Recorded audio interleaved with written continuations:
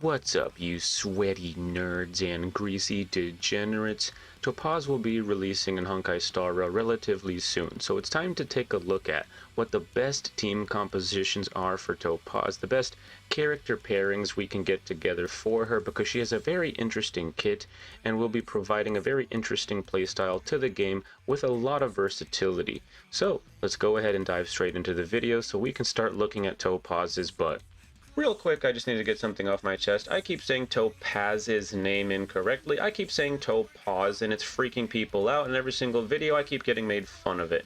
And I can't stop myself from saying it. I have a freaking mental disorder, I guess. Alright, so if you want to keep making fun of me, go ahead. I just wanted to point that out, that I am aware. I just can't stop doing it. I'm sorry. So I'm going to go over Topaz's kit briefly just so that we know what we're looking for with our team building and character pairing.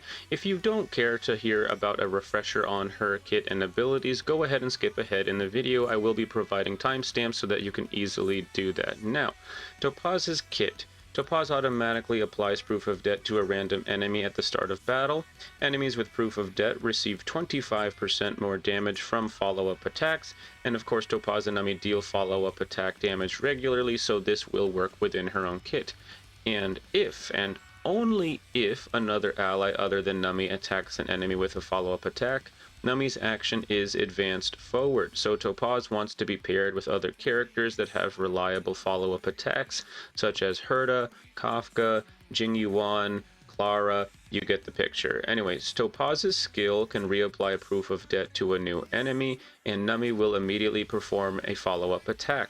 So, as far as we know, for those that are a little bit confused about this, Topaz's skill does count as a skill and also as a follow-up attack. There you go. This should work even if it's not being applied to a new enemy, so repeatedly attacking a boss with this should be fine. In fact, it's encouraged because she does single target damage and is a hunt path character. Topaz's ultimate causes Nami to get an increase in overall damage as well as crit damage. Very important. And if an ally attacks the enemy that currently has Proof of Debt, Nami's actions is advanced forward, similar to Topaz's talent. Only the ultimate buffed state for Nami has no restriction. So this will go off very often and will be very reliable. This will be probably most of where Topaz and Nami's damage comes from during her buffed state. So it is advised to have a fast team around Topaz, so that even your supports and healers can give Nami those follow-up attacks. This means every member of your team is recommended to have 134 speed or higher to give your team extra turns.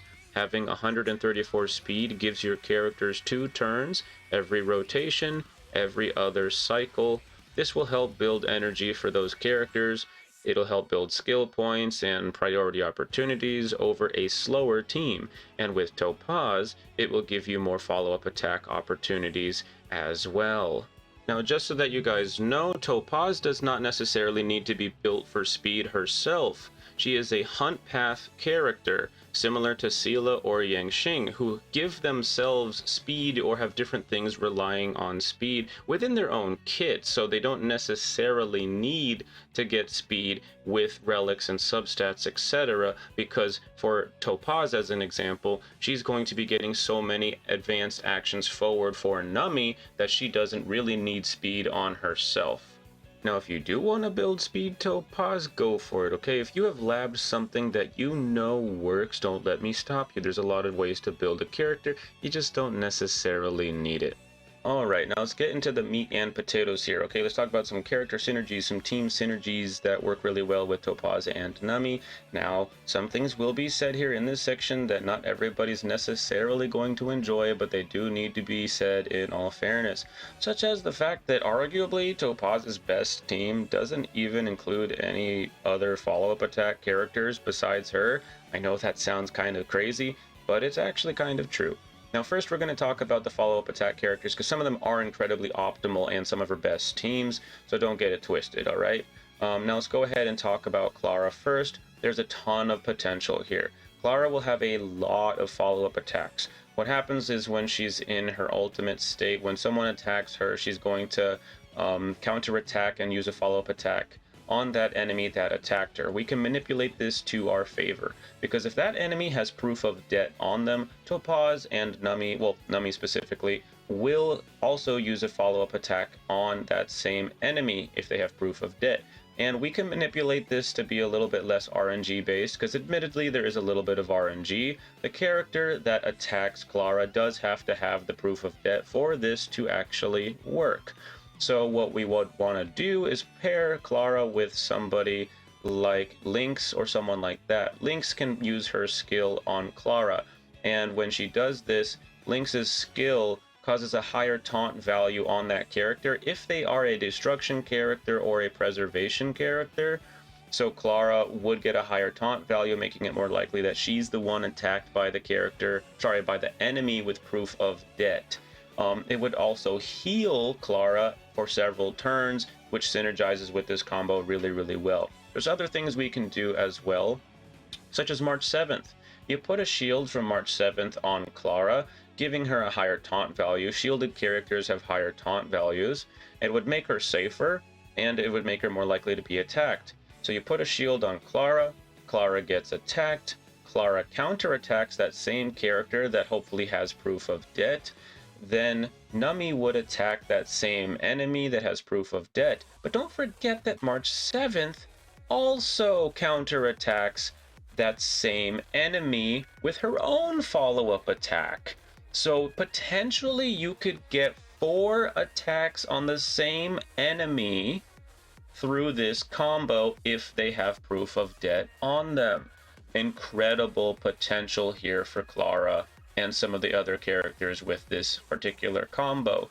Now, there's a little bit of RNG behind that, so let's talk about someone who has a little less RNG, maybe not quite the same skill ceiling or damage ceiling, but it's way more consistent and just easier to use.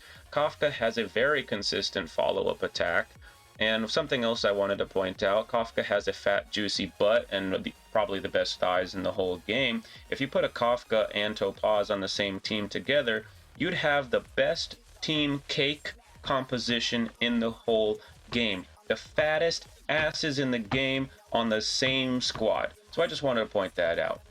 And Kafka's follow-up attack's very easy. You just basic attack the enemy with proof of debt, and Kafka will immediately follow-up attack that same enemy, and then Nami would follow-up attack that same enemy. Now this can only go off once every turn, but Kafka teams are always built for speed, so you'll be able to do this very, very consistently, like at least, once every rotation, sometimes twice every rotation if you have them built fast enough, sometimes twice every rotation if you have the right team comp, such as an Asta. If you have an Asta, Kafka, Topaz team, you'll be getting a lot of follow-up attacks because Asta will boost your speed so high that you basically get a guaranteed 2-turn rotation with Kafka, maximizing the amount of follow-up attacks you get off of Nami. Now, someone like Himeko, someone like Jing Yuan is not as consistent because their follow-up attacks don't happen as often. It's not that they don't work, they do. Go ahead and try it out for yourself. It could be a lot of fun, but they're just not as optimal or as consistent as a lot of the other options that you have in this game. So unfortunately, Jing Yuan is going to have to wait for somebody for a little something that's supposed to be coming in 1.5, nudge nudge wink wink, a potential follow-up attack buffing relic set that I may have heard about. A little bird told me. Anyways, moving forward, Seele has a follow-up attack as well through Resurgence. If Seele deletes an enemy, which she easily does, then she'll get a Resurgence follow-up attack, which will be buffed. She will use that follow-up attack on the enemy with proof of debt, and then Nami will immediately attack that same enemy. This is going to be a ton of damage because Seele does a ton of damage with her follow-up attack because it's buffed every single time.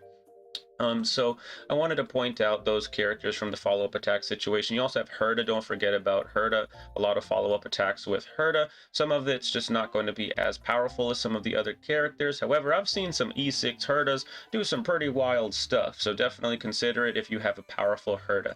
Now let's talk about arguably the best team composition for Topaz, and it's not a very obvious one. Tingyun and Asta. Yep. Tingyun has a very, very powerful buff that she can give Topaz, and it's very skill point efficient. And Tingyun's ultimate will give Topaz a ton of energy and another buff again. And the thing with Topaz and Nami is during their ultimate buffed state, as long as any of your allies attack that one enemy that has proof of debt on them, you'll get the follow-up attack. So the more ultimates with Topaz, the better. Okay, very, very powerful synergy here, and it's just not very obvious to see because it doesn't literally say something like follow-up attack on it. So you'll get a ton of extra power from Tingyun. It'll last for 3 turns or 2 turns, depending on whether it's your ultimate or her skill. Very, very powerful. If you have an E6 Tingyun especially, this is going to be incredibly strong. Asta provides a ton of speed and attack power to the team. The reason why this works really well is because a lot of people aren't going to be thinking about this. So if you've already left the video, sucks to be you. Asta can keep a potential 100% uptime on her ultimate. This means that your team could basically get 2 turns every rotation guaranteed if your team is built for enough speed. Topaz and Nami, here's the kicker, have separate places in the action order. So Topaz actually will give separate speed buffs to Topaz and Nami. This will increase the overall actions of your team, which means more energy, which means more damage. Basically, this is just profit, profit, profit.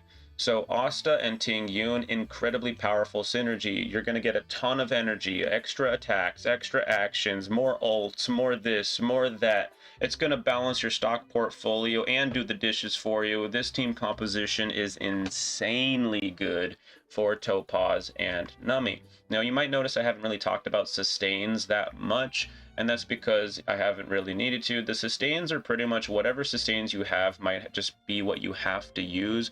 Of course, I mentioned Lynx because there's a lot of value there.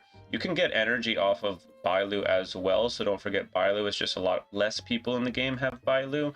March 7th, everybody in the game has, so there's some combo here, because if you put a shield on a character and the enemy with proof of debt attacks that character, a follow-up attack will occur, giving that follow-up attack that you so desire. So, just wanted to point out all of this fun stuff. If there are any other team synergies, character synergies that you think are valuable, put them in the comments below, and maybe I'll be able to do a follow-up to this. If this video was helpful to you in any way, shape, or form, please leave a like and subscribe. It really does help the channel, and I'll catch you guys next time. Peace out.